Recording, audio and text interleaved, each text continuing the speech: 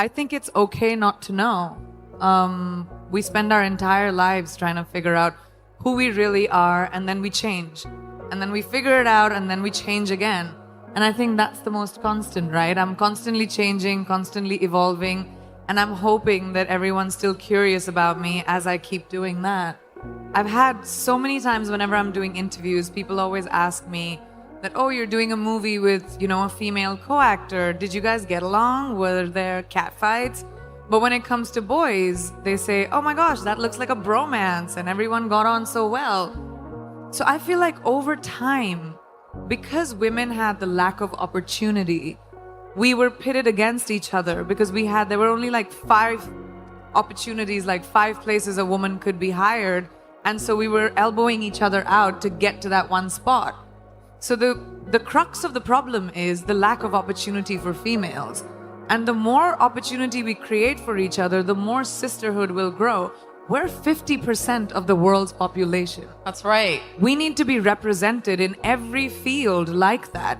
We need to be empowered by each other, by the people who are in positions of power, by putting us in positions of power. So I realized many, many years ago that the more I champion women in my own small way, maybe I'll be able to create a world around me, at least, where, women run the show, because we kind of do it really well. We just aren't given the opportunity enough. Why is it that you think we're held to such higher standards? And what are those standards we're held to? So every generation of women somehow has to fight for the right of empowerment for the next generation of women. How many of you drive? Do you remember there was a time when women couldn't? Today, we don't even think about it because those women fought for us. There was a time we couldn't. Now we don't even think about it.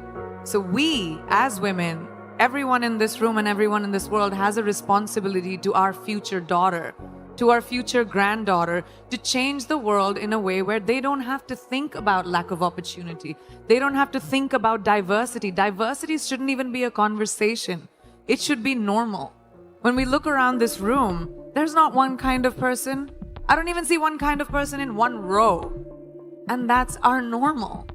And that's the world we will create for our daughters, for our kids. We will create men that empower the girls around them. We will create men that respect the girls around them and create a legacy for their children going forward. And I think that's our responsibility, and we need to take that really, really seriously. I just love growing. Like I said, I think growing is a very important thing. And when I was very young, I started working when I was 17 years old. And I remember my mother telling me this really young, that women should be financially independent. It doesn't matter who your father is, it doesn't matter who your husband is going to be, it doesn't matter who your brother is, it doesn't matter who the man in your life is. You need to be responsible for your finances and be financially independent. And that kind of really stuck with me. And as my career expanded, it was really important for me to invest in little things. So once I discovered tech, I have always been a fan of technology. I wanted to be an aeronautical engineer at one point. I wanted to build rockets. I wanted to, go to space. But then I became an actor. Go figure. And when I got the opportunity, I remember I was at a dinner for Bumble in New York, and I just thought it was such a cool thing to bring back to India, where women take the first move. To bring it to a country which has a patriarchal sort of society, which actually the world is. The world over is sort of patriarchal, and we as women need to fight to change that, to create that kind of equality, because no one's going to give it to us, and they're going to fight for us to have it. So it started from taking Bumble to India, and then my next investment is this engineering school, which is called Holberton, which was based on Betty Holberton. She was one of the first female engineers in the world. And this school is a peer-to-peer teaching program where you don't have to pay a tuition, and you can pay back your tuition after you graduate and get a job, so that you don't have to worry about, how much schools cost, so that females can actually be a part of engineering. Just think about it this way. All of us consume tech, right? All of you have cell phones. Everyone has computers. We're always online. Digital is such a big part of our lives, but the people creating technology it's so skewed because it's mostly men. And these are men who decide what we as women need. So we need females to come into engineering as AI starts coming in, and it's going to be a big part of our lives. Can you imagine the artificial intelligence that we are consuming being created by guys? And guys are going to decide what kind of things we like. So we need women to come in and realize that tech is a big part of who we are and who we're going to be and our future. So hence me investing in the engineering school. I really love female-driven companies, and I like to give them as much strength as I can with my platform, and that's a big quest of mine in life. It's finding our own confidence. Ladies, no one is going to give that to you. No one is going to tell you, here's an opportunity, go make something of yourself. You're going to do it for you. Because people are only going to try and take it away. And it's so important for us to be able to empower each other in everyday life. We don't have to conquer the world. You don't have to be the only person who reaches space. Like, you don't have to have crazy wild ambitions.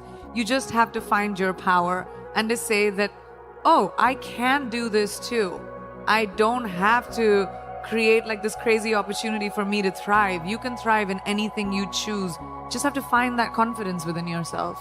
And how do you find that confidence? By telling yourself that your flaws are fine. Each one of us is flawed. No one is perfect. None of us. We all have bad days.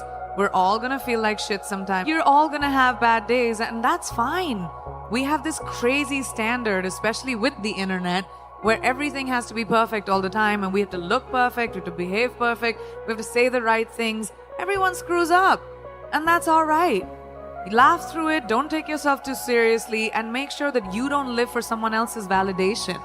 It's your validation. It's fine to like someone appreciating you. It's fine to have, a guy or a girl or whoever is in your life telling you that you're beautiful. I love it when I'm told I'm beautiful or I'm feeling myself. It's great to hear that. Don't let anyone tell you that that's not okay.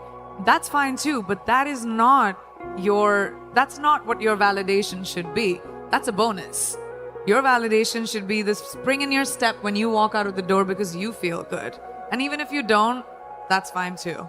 We're living in a world where we're so afraid of different that when something is different, we'd rather not be curious. We'd rather be like, all right, I don't want to offend someone, or I don't want to say something wrong. Instead of being curious and saying, well, what is your name? And where do you come from? And what do you like? I would love to see beauty go to, that's what inclusivity to me is. Not just seeing different races on a billboard, but actually getting to know different people, actually understanding what different people might be like. We've forgotten that eventually we're all human.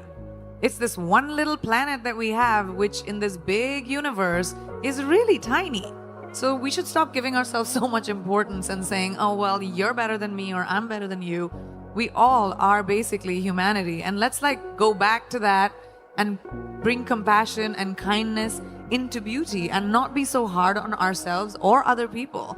The standard of beauty that the world of entertainment actually has created is the culprit. And it's so beautiful to see the kind of inclusivity that we're seeing now. It has a long way to go. But I love the fact that there's a conversation around it and you see that difference.